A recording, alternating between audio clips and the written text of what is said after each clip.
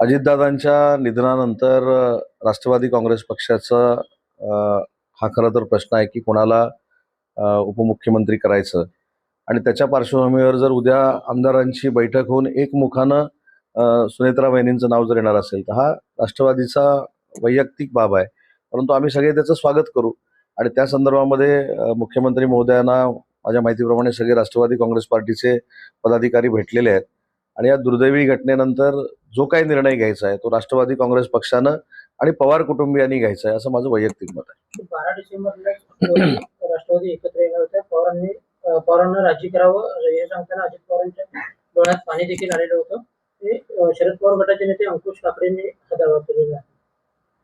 आता या गोष्टी भूतकाळामध्ये काय काय घडल्यात याची कल्पना आम्हाला तर असू शकत नाही, परंतु शरद पवार साहेबांनी अजितदादांनी त्यावेळी काय निर्णय घेतले होते, काय त्यांना निर्णय घ्यायचे होते हे आपण कोणीच आता सांगू शकत नाहीत अजितदादा नसल्यामुळं. त्याच्यामुळे भविष्यामध्ये राष्ट्रवादी काँग्रेस पार्टी म्हणून पवार साहेब असतील, सुप्रियाताई असतील, सुनेत्रा वहिनी असतील, पार्थजी असतील, हे कशा पद्धतीनं निर्णय घेत आहेत हेच आम्ही सगळे मिळून पाहतोय. नाही, या परिस्थितीमध्ये मला असं वाटतं की राजकारणावर मला अजिबात बोलायचं नाही, कारण शेवटी राष्ट्रवादी काँग्रेस पार्टी पवार साहेब असतील किंवा अजितदादांचं असले एकत्र येणं न येणं हा एक भविष्याचा भाग राहिलाय. परंतु जे महाराष्ट्रावर संकट आलं आणि महाराष्ट्राची जी हानी झालेली आहे ती कधीही भरून न येणारी आहे अजितदादांच्या निधनामुळं. त्याच्यामुळे टप्प्याटप्प्याने जे काही निर्णय होतील ते आपल्याला देखील कळतील, आम्हाला देखील कळतील. आणि म्हणजे राजकीय पक्षाच्या कुठच्या गोष्टीमध्ये मला जायचं नाही, परंतु ही गोष्ट मात्र 100% दुर्दैवी घडली आणि त्याच्यानंतर पवार कुटुंबीय आणि राष्ट्रवादी काँग्रेस पार्टी जे काही ठरवतील ते सगळ्यांना मान्य करावं लागेल. कार्य पण अजून व्हायचंय, पण राष्ट्रवादी अजित पवारांच्या गटाचे लोक आज मुख्यमंत्र्यांना सुद्धा भेटले, पण त्यांना एवढी घाई का लागली की उपमुख्यमंत्रीपद लवकर आपल्याकडे मिळावं किंवा अजून कोणी व्हावं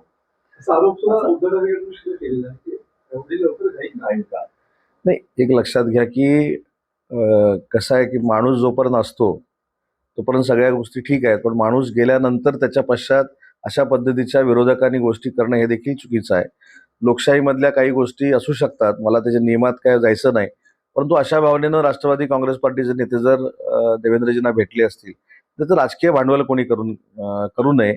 शेवटी याचा वैयक्तिक निर्णय हा सुनेत्रा बहिणींनी देखील घ्यायचा आहे, पार्थजी आहेत त्यांनी देखील घ्यायचा आहे, जय पवार आहेत त्यांनी देखील घ्यायचं आहे. त्याच्यामुळे मला असं वाटतं की याच्यामध्ये राजकारण कोणी आणू नये.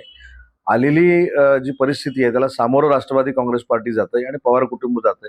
त्यांना सहानुभूती देण्यापेक्षा अशा पद्धतीचं राजकारण करणं हे फार चुकीचं आहे.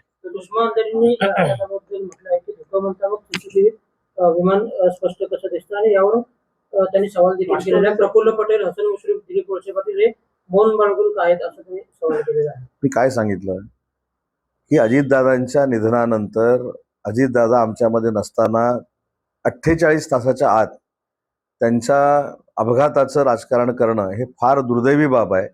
आणि शरद पवार साहेबांनी त्याच दिवशी सांगितलेलं आहे की हा जो प्रसंग घडलेला आहे तो अपघातानं घडलेला आहे. त्याच्यामुळे आता देखील काही लोक राजकीय पोळी भाजून घेत आहेत, हे महाराष्ट्र बघतोय. आणि म्हणून माझी विनंती आहे की निदान पुढचे 13 दिवस तरी त्यांच्या आत्म्याला शांती मिळावी म्हणून काही लोकांनी राजकारण करू नये, नाहीतर नियती त्यांना माफ करणार नाही.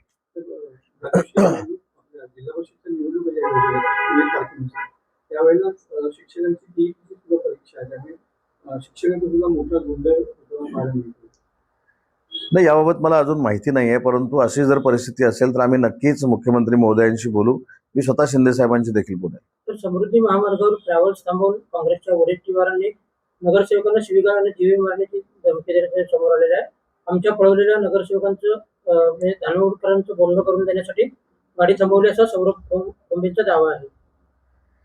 या बाबतीमध्ये जर तक्रार दाखल झालेली असेल तर पोलीस त्याचा सविस्तर तपास करतील, त्याच्यामध्ये कोण गुन्हेगार आहेत त्यांच्यावर कारवाई करतील. महिलांना आर्थिक मदत देणाऱ्या योजनांबद्दल आर्थिक सर्वेक्षणात गंभीर बाब म्हणजे चिंता व्यक्त करण्यात आलेली आहे की महिलांच्या खात्यात रक्कम जमा केल्या जाणाऱ्या योजनांमुळे गुंतवणूक कमी होण्याची शक्यता याने 1.7 लाख कोटींचा बोजा देखील वाढलेला आहे. याबाबत महाराष्ट्राविषयी जर सांगायचं झालं तर प्रचंड मोठ्या पद्धतीनं गुंतवणूक महाराष्ट्रामध्ये येते, हे दावोसमध्ये आम्ही सिद्ध केलेलं आहे.